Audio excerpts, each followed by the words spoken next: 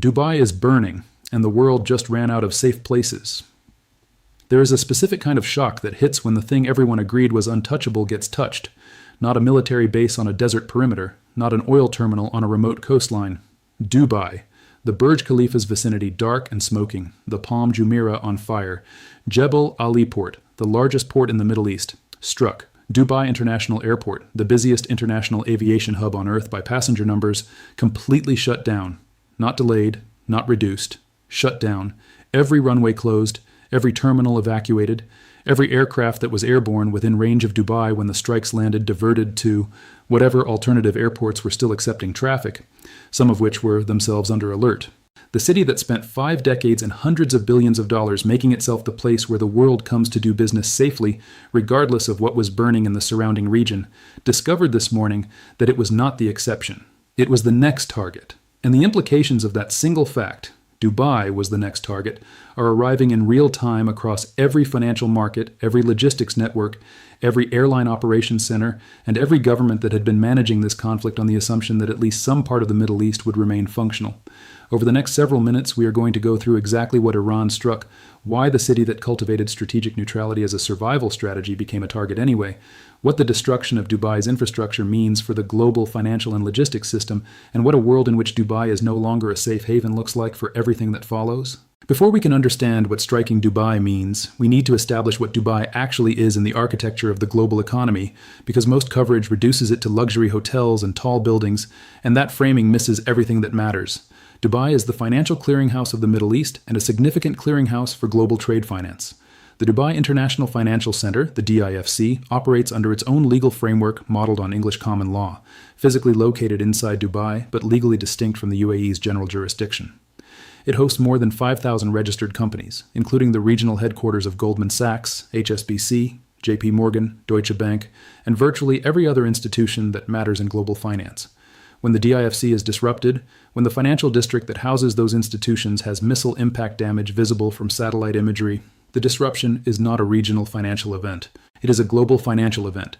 Letters of credit issued through Dubai banks, trade finance instruments processed through DIFC institutions, payment clearing infrastructure that routes through Dubai, all of it is compromised by a strike that physically damages or functionally closes the district where that infrastructure operates. Jebel Ali Port handles approximately 14 million TEUs of container traffic per year. A TEU is a standard 20-foot container unit. 14 million of them moving annually through a single port represents one of the most concentrated logistics nodes on Earth. Goods flowing between Asia, Europe, Africa, and the Americas through the Gulf region all pass through or near Jebel Ali's operational network. This is also the port that hosts American naval vessels. It is simultaneously a commercial logistics hub and a U.S. military staging point. When Jebel Ali was struck and fires broke out across the port, every container in that facility entered an operational limbo that is not measured in hours. It is measured in days to weeks, depending on the damage assessment and the timeline for restoration. Every ship that was approaching Jebel Ali when the strikes hit diverted. Every supply chain connection running through Jebel Ali fractured on a timeline nobody had built a contingency for. Dubai International Airport handles approximately 90 million passengers annually. Emirates Airlines, the carrier that did more than any other single airline to make Dubai the global aviation hub it became, operates from Dubai International with one of the most extensive long-haul networks on Earth, connecting destinations from Los Angeles to Sydney to London to Shanghai through a single hub. Every Emirates aircraft that was airborne when the strikes landed diverted. Every Emirates aircraft on the ground at Dubai International was grounded. Every route Emirates operates on its global network was suspended, not just routes touching the Gulf, but the entire long-haul network that depended on Dubai as its operational center.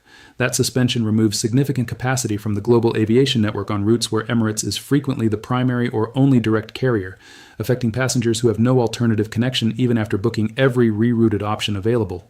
Dubai's neutrality was not naive.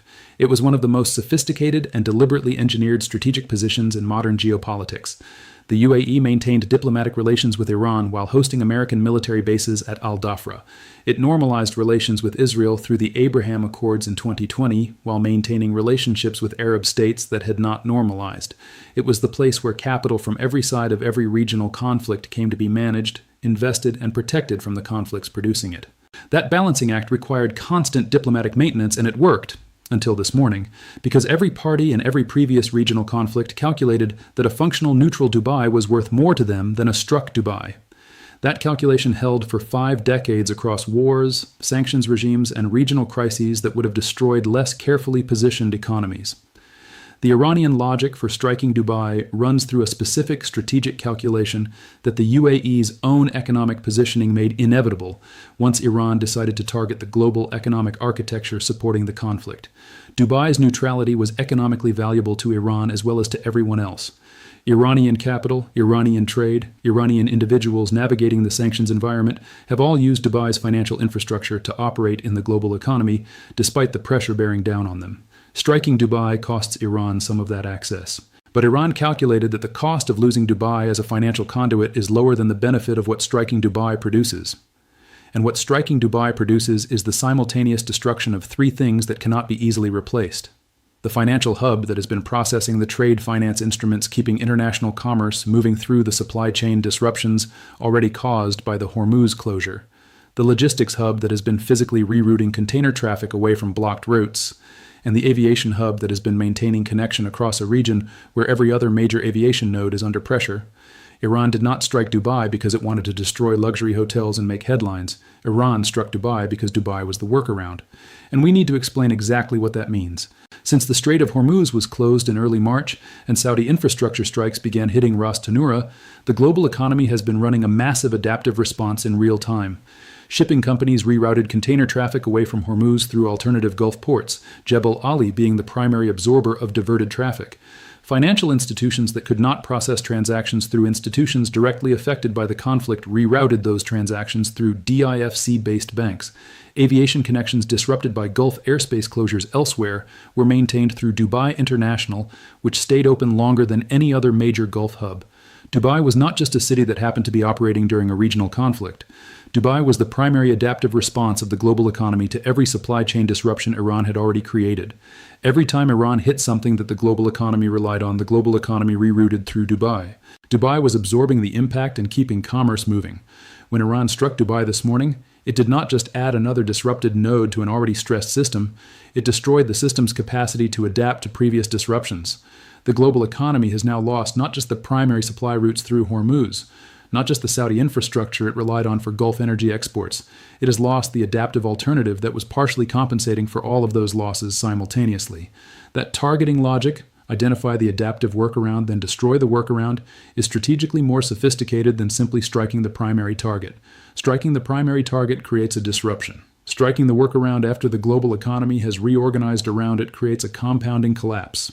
You force every institution, every supply chain, every logistics operator that already spent weeks and resources adapting to the first round of disruptions to start the adaptation process over, with fewer resources, less time, more constrained alternatives, and a global economic system that is already running well below normal capacity. The BBC's correspondent visiting Jebel Ali found trade at the Middle East's biggest port hit hard, even before the most recent strikes, with the Hormuz blockade already choking traffic. What the port looked like after this morning's strikes is a different category of disruption entirely. The market response to the Dubai strikes is not going to unfold over weeks. It is unfolding now. Dubai's benchmark stock index had already fallen approximately 19.5% since the conflict began on February 28th. Abu Dhabi's index had dropped around 9.5% in the same period. Together, Dubai and Abu Dhabi stock markets had already lost approximately $120 billion in value since the start of the conflict, positioning them among the most severely affected financial markets on Earth. Banking stocks had been leading the decline. Emirates NBD had already dropped 1.7% in a single session. Dubai Islamic Bank fell 3%. Abu Dhabi Islamic Bank declined 4.9%. Those numbers were the pre-strike baseline.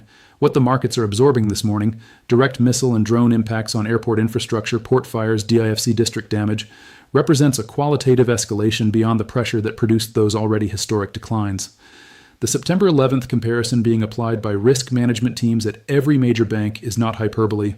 The September 11th attacks disrupted American commercial infrastructure for days. The Dubai strikes have disrupted the commercial infrastructure of a city that handles a larger volume of international aviation traffic than any American city, and that serves as the financial clearinghouse for an entire region's worth of global trade.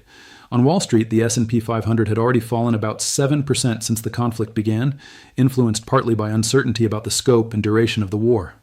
What was already a significant market decline now has a new input. Dubai, the city that global financial institutions had been treating as their operational backstop during the Gulf crisis, is no longer operationally reliable. Every institution that relocated staff or rerouted transactions to Dubai as a crisis management response now faces the question of where the next backstop is. And the answer is not obvious. The trade finance dimension is the one that will produce the slowest but most persistent damage. Trade finance instruments, letters of credit, guarantees, financing for international shipments, depend on banks with the legal infrastructure and operational capacity to issue and honor them. A significant fraction of the trade finance infrastructure that had been keeping global commerce moving through this conflict's supply chain disruptions operates through DIFC institutions. Damage or functional closure of those institutions does not just affect trade going through Dubai. It affects trade everywhere that has been relying on Dubai-based financial institutions to provide the instruments that make international commerce possible.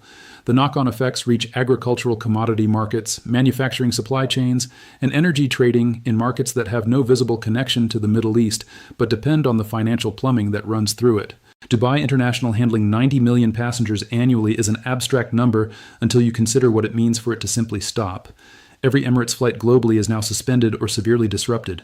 Emirates connects destinations that have no other direct carrier, routes where Emirates is not competing with other airlines, but operating the only non-stop service between two cities. Passengers on those routes have no alternative available. They either accept multi-stop routing through airports that are themselves under capacity pressure from the diverted traffic, or they don't travel. For business travel, for cargo logistics, for supply chains that depend on air freight through Dubai, there is no seamless alternative. Emirates' suspension removes network capacity that took decades to build and cannot be reconstructed on a crisis timeline.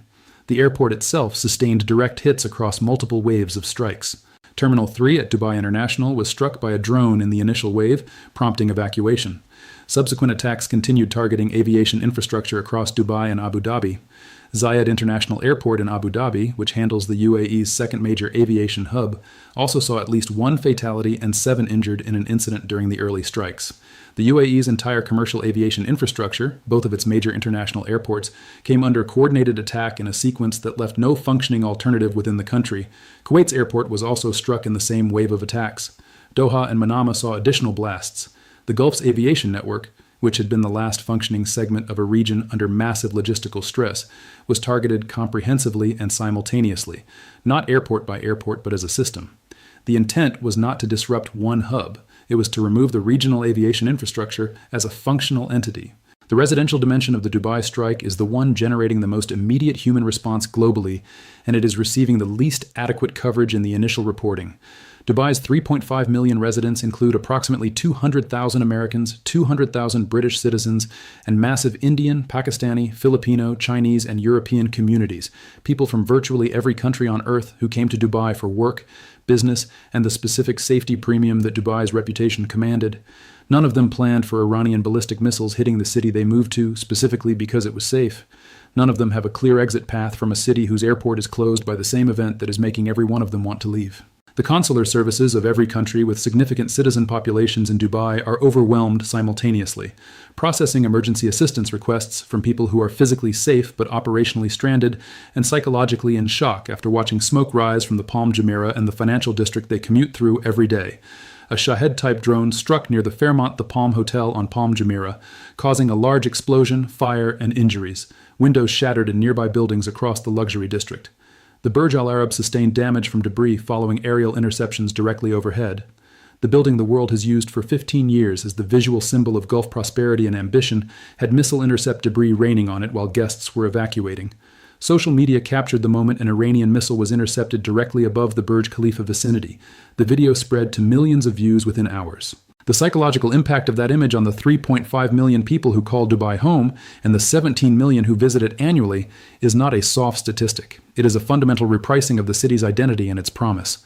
The Burj Khalifa itself was evacuated as explosions rang through the city. The building that is visible from 95 kilometers away on a clear day, the structure that has served as the aesthetic declaration of Dubai's ambition for 15 years, stood dark not because the power went out, but because the infrastructure burning around it made occupancy unsafe. That image of the world's tallest building dark against a smoke-filled sky is going to be the defining visual of this conflict's expansion beyond its initial borders. It communicates to every person watching from every country in the world that the scope of what is happening has changed. The American military and political response to the Dubai strike operates on a timeline of urgency that exceeds anything that has occurred so far in this conflict.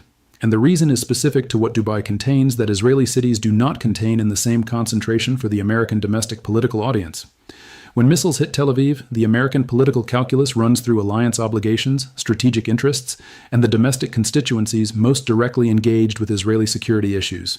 When missiles hit Dubai, the calculation runs through every American corporation with DIFC operations and regional headquarters there, every American bank whose Middle East operations are disrupted, every American citizen now stranded in a city under attack with no functioning airport, and every American business whose supply chain runs through Jebel Ali.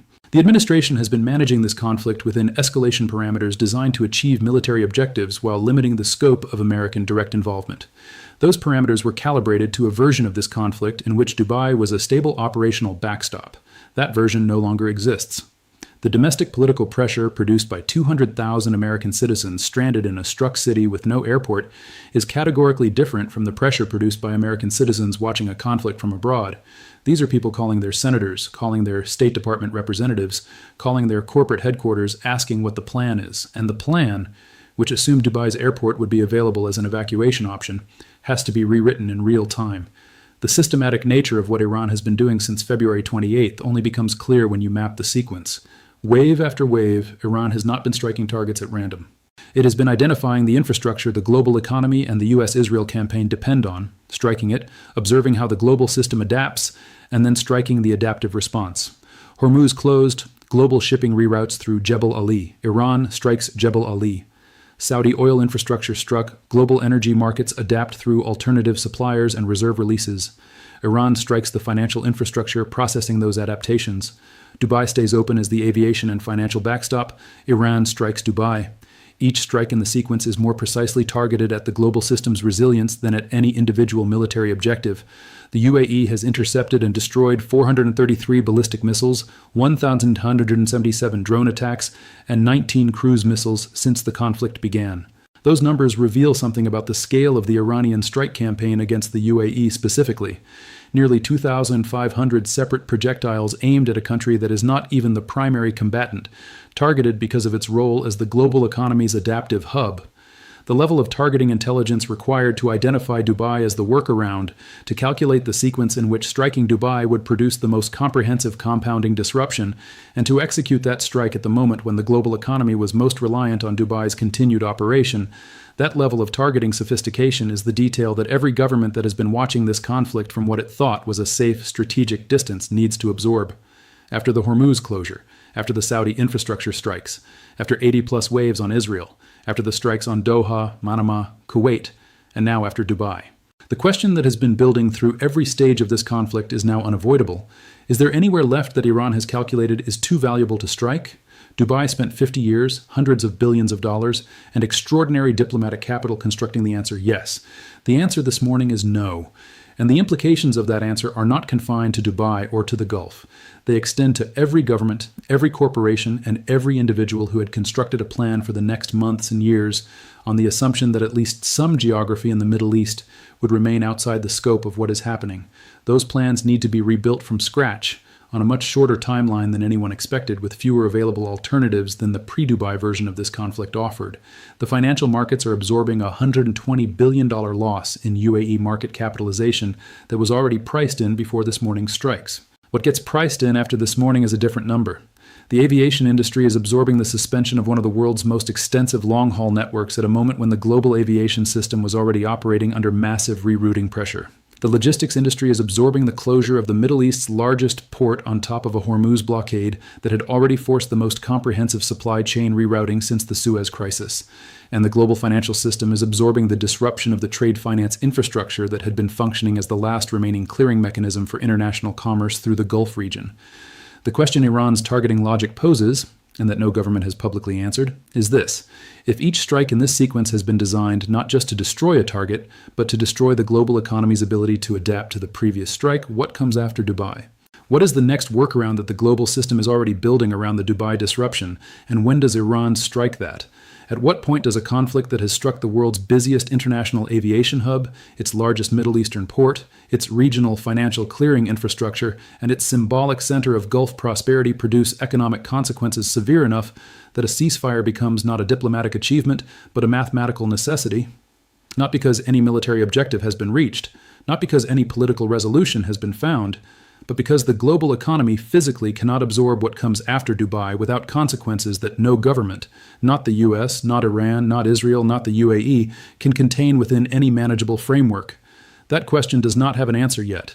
What it has is a deadline, and nobody knows how close it is.